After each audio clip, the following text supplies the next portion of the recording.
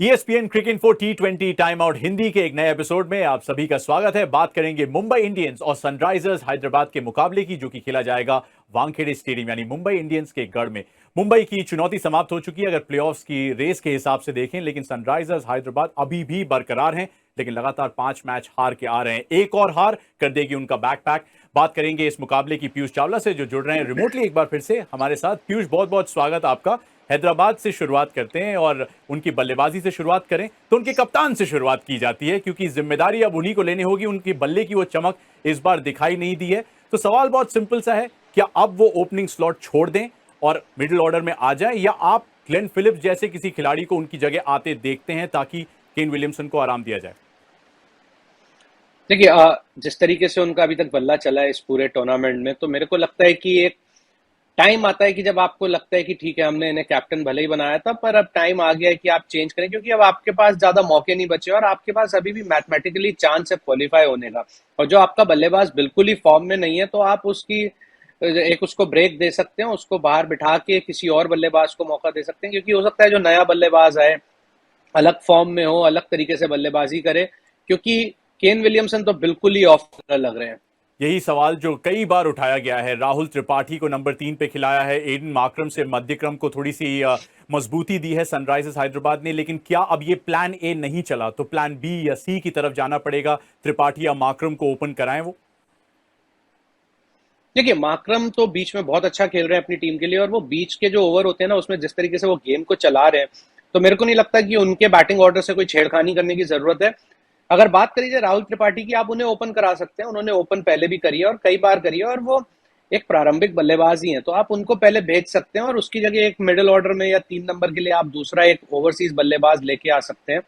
तो ये चेंज अब होना अनिवार्य सा लग रहा है, क्योंकि ऐसा नहीं है कि ऐसा कोई पहली बार होगा कि अगर कोई कैप्टन अपने आप को, स्पेशली फॉरेन कैप्टन, अपने आप को ब्रेक देगा।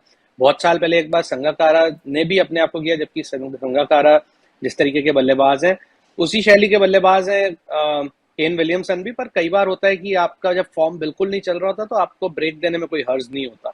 कमाल है, सनराइजर्स हैदराबाद की फिर से वही कहानी हो गई है पीयूष। जैसा आपने भी इशारा किया, डेविड वार्नर का बल्ला नहीं चला था, कप्तानी हाथ से गई, फिर टीम से भी बाहर गए, फिर केन विलियमसन कप्तान बनाए गए। चलिए, लेकिन एक चीज जो अच्छी हुई है, और पैचेस में ही सही लेकिन उनके लिए मजबूती का पक्ष रही है, वो है उनकी गेंदबाजी। संतुलन नजर आया है उसमें। उमरान मलिक और टी नटराजन ने 18-18 विकेट लिए हैं। भुवनेश्वर कुमार ने उतने विकेट शायद ना लिए हों, लेकिन फिर से संतुलित गेंदबाजी और इकोनॉमिकल रहे हैं। साथ साथ वॉशिंगटन सुंदर का वापस आना अच्छा संकेत है। मार्को यानसन के रूप में उनके पास एक बेहतरीन बाएं हाथ का विकल्प है। क्या ये गेंदबाजी आक्रमण जब आप देखते हैं तो ये प्लेऑफ्स में जगह बनाने का हकदार है?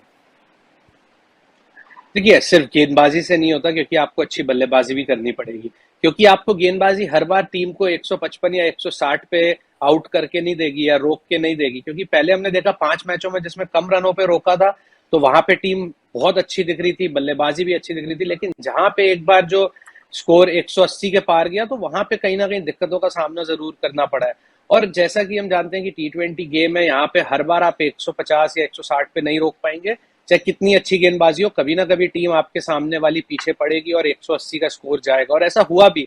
और फिर वहां पे बिल्कुल ही लगा कि कोई बैटिंग में और कोई प्लान था ही नहीं। और उसका बहुत बड़ा कारण एक मेरे को ये लगता है कि जो ओपनिंग साझेदारी होती है, जब आप 180 प्लस का पीछा कर रहे होते हैं, तो ओपनिंग साझेदारी बहुत जरूरी होती है। और यहाँ तो ओपनिंग साझेदारी, अभिषेक शर्मा बहुत अच्छी बल्लेबाजी कर रहे हैं, पर उनको साथ में केन विलियमसन का साथ नहीं मिल रहा। वो जिस तरीके से बड़े शॉट्स खेलते हैं, लेकिन केन विलियमसन इतनी ज्यादा गेंदे ले लेते हैं, ना वो आउट हो रहे हैं और वो गेंदे भी जाया कर रहे हैं। समस्या है और उसके समाधान जल्दी निकालने पड़ेंगे सनराइजर्स हैदराबाद को, क्योंकि करो या मरो की स्थिति है सामने। लेकिन मुंबई इंडियंस की एक ऐसी टीम है जो प्लेऑफ की रेस से बाहर हो चुकी है। पीयूष, वो कहते हैं ना, परंपरा, प्रतिष्ठा, अनुशासन। अब परंपरा ये रही है कि मुंबई इंडियंस जो है वो अक्सर जीत का बिगुल बजाती है, टाइटल्स जीतती है, लेकिन अब प्रतिष्ठा और सम्मान के लिए खेलना पड़ेगा और थोड़ा अनुशासन भी दिखाना पड़ेगा, क्योंकि 2 मुकाबले जीते हैं तो शायद उनके पास एक चांस है कि बॉटम पे ना फिनिश करे। नजर जाएगी हालांकि पीयूष रोहित शर्मा पे, क्योंकि वो बल्ला जो है बिल्कुल गर्जा नहीं है। क्या अलग कर सकते हैं आप? किस तरीके से और फ्रीडम के साथ खेल सकते हैं रोहित की वही पुराना हिटमैन शर्मा हमें नजर आए? पूरा टूर्नामेंट जिस तरीके से हो गया और अभी तक जैसे रोहित का बल्ला चला नहीं, वो पारियां आई हैं जो 40 रन की, 45 रन की, 30 रन की, उसमें अच्छी फॉर्म में भी नजर आए हैं, पर वो एक जो बड़ी पारी जिसके लिए हम रोहित को जानते हैं, वो अभी तक देखने को मिली नहीं है। तो उम्मीद करते हैं इन बाकी बचे 2 मैचों में उनकी को बड़ी पारी देखें। और वानखेड़े में मैच है, हमने देखा था पिछले एक आध मैच पहले जब चेन्नई के सामने मैच था, तो बॉल किस तरीके से स्विंग हो रहा था, कहाँ पे बैट्समैनों को दिक्कत आई थी। लेकिन अभी हो सकता है कि दूसरे तरीके की पिच दिखे, और जिस तरीके का बल्लेबाज है रोहित, अभी 2 मैचों में कुछ नहीं होता। एक वो लॉ ऑफ एवरेज की हम बात करते हैं, जब कोई बैट्समैन बहुत रन बना रहा होता है, तो जब कोई इतना बड़ा बैट्समैन अगर अच्छी फॉर्म में होता है और वो फिर बड़ी पारी नहीं खेल पा रहा, तो यहाँ भी लॉ ऑफ एवरेज प्ले करता है। ऐसी बड़ी पारियों की उम्मीद ईशान किशन से भी थी। पिछले कुछ मैचों में जरूर उन्होंने रन बनाए हैं। तिलक वर्मा उनके हाईएस्ट रन स्कोरर हैं। टिम डेविड में एक उन्हें मध्य क्रम में थोड़ी सी मजबूती मिली, एक विस्फोटक बल्लेबाज अब मिल गया है।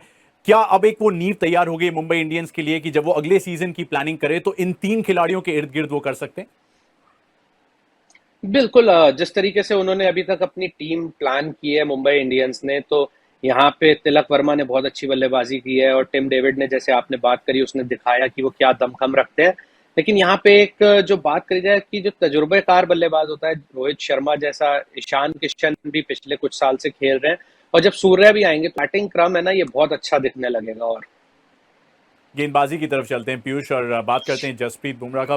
कुछ मैचों पहले हम इसी स्टूडियो में बैठ के बात कर रहे थे कि क्या हो गया है पुराने जसप्रीत बुमराह को। उन्होंने काफी सारे आलोचकों का जो है मुंह है वो खामोश कर दिया है, लेकिन 11 विकेट उनके नाम है। डैनियल सैम्स की भी शुरुआत अच्छी नहीं रही थी सीजन की, अब उनके नाम भी 11 विकेट हैं। गेंदबाजी को आप किस तरीके से देखते हैं मुंबई इंडियंस की? क्या सनराइजर्स हैदराबाद के टॉप ऑर्डर मध्यक्रम को रोकने की क्षमता है इनमें?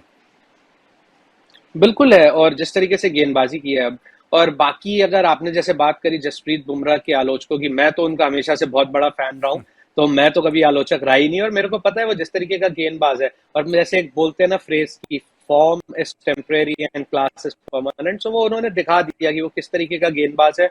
जो एक वो स्पेल डाला था, भले ही मैच थी, पर जिस तरीके का स्पेल डाला था, हाथ से लिटरली मिसाइलें निकल रही थी उनके।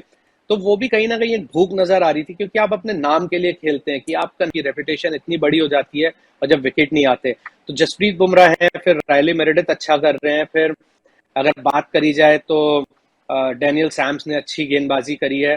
तो कहीं को लग रहा है जो ओवरऑल बॉलिंग अटैक है काफी अच्छा और काफी संतुलित नजर आ रहा है। दो संघर्ष करते हुए कप्तानों की कहानी भी है। रोहित शर्मा, केन विलियमसन, दोनों के बल्ले उस तरह से चले नहीं है। दोनों मॉडर्न डे ग्रेट्स हैं, लेकिन आप किस टीम को ऊपर आते हुए देखते हैं इस मैच में पीयूष? देखिए, जब टीम के पास ना कुछ खोने के लिए नहीं बचता है, तो वो टीम बहुत ज्यादा डेंजरस हो जाती है।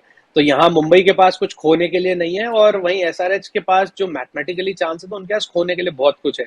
तो मुंबई और वानखेड़े में कुछ अलग क्रिकेट खेलती भी है, तो मैं मुंबई को लगता है कि अपर हैंड है। ग्रेट चॉइस पीयूष, लेकिन सनराइजर्स हैदराबाद हम सभी को गलत साबित करना चाहेंगे। उनके लिए करो या मरो की स्थिति है। लेकिन पीयूष चावला का बहुत बहुत शुक्रिया हमारे साथ जुड़ने के लिए ESPN cricket for T20 time out Hindi के इस एपिसोड में।